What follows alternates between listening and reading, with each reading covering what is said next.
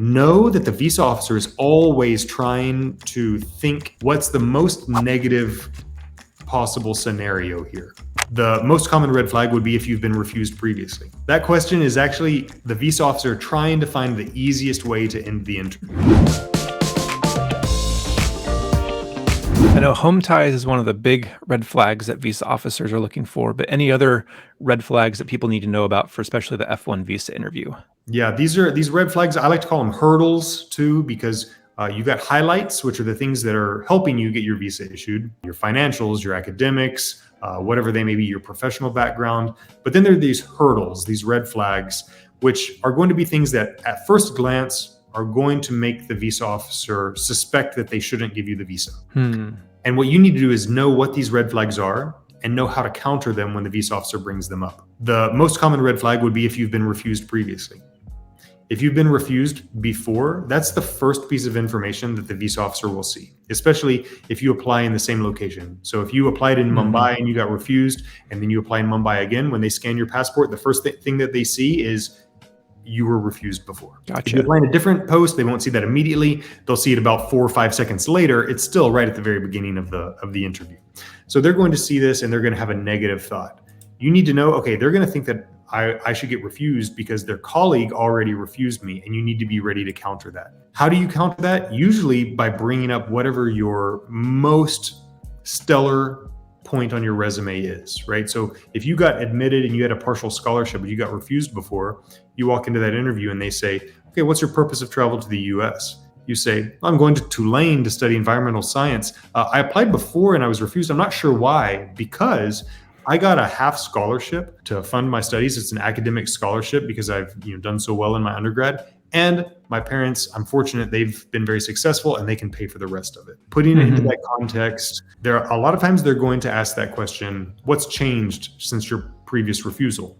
Answering that question directly is usually not the best tactic to overcome that prior refusal, because that question is a trap. That question is actually the visa officer trying to find the easiest way to end the interview, because they're told by their managers, if nothing's changed since a previous refusal, you should just refuse them again. That's a way to make their jobs easy, right? Yeah. So when they say this, they're trying to get applicants who are going to say, well, nothing's changed. Or they say something irrelevant, like, well, last time I said my father was my sponsor, this time I say my mother's my sponsor. That's not a real change, right? Yeah. And so then they think, okay, wait, they just gave me permission to refuse them again. But what they can't ignore is if you give them information that makes them think that you should get issued your visa. So if you've got something like a scholarship, right, or the university where you've been admitted, right, or a grant or a graduate assistantship, or if your family has funds and they're able to pay for your studies, whatever that stellar point on your resume is, bring that up at the beginning. Because if they get that thought in their head, they want to make the right decision. Visa officers want to make the right decision. In fact, they believe that they are making the right decision every single time. So if you tell them something that makes them think, oh, wait, why would this person be refused if that's true?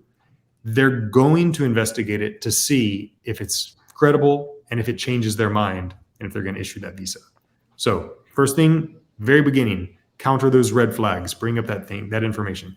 Another red flag would be if you've got a family member who is in the US. Right? If you just say on your resume, there's part on your DS-160, there's a question that asks if you have any relatives in the US. You can put their names and their relation to you. So if you just say, yes, my brother's in the US, they ask you, oh, your brother's in the US? Yes. Know that the visa officer is always trying to think what's the most negative possible scenario here.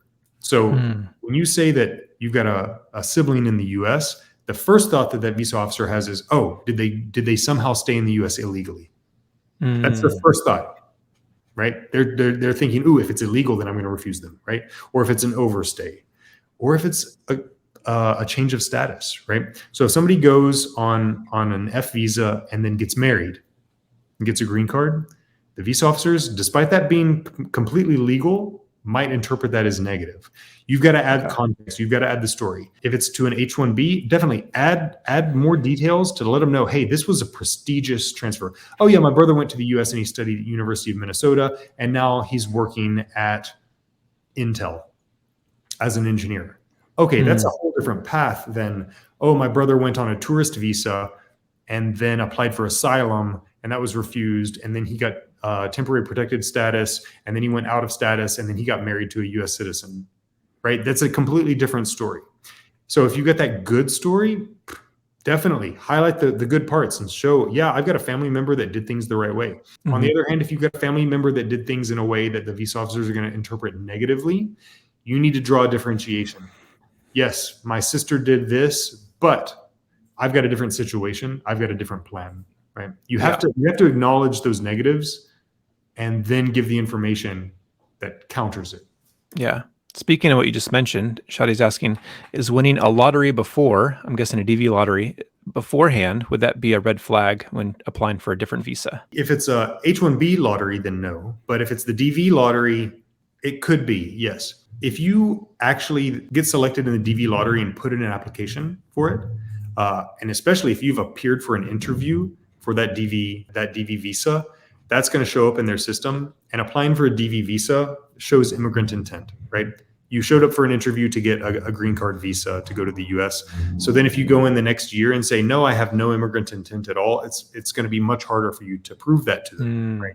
Because they're going to say, wait, well, I've got immigrant intent right here in my record, right? You submitted the documents. Usually though, if you just apply for the DV, that's not something that they're considering in the interview. Gotcha. Thanks for clarifying that.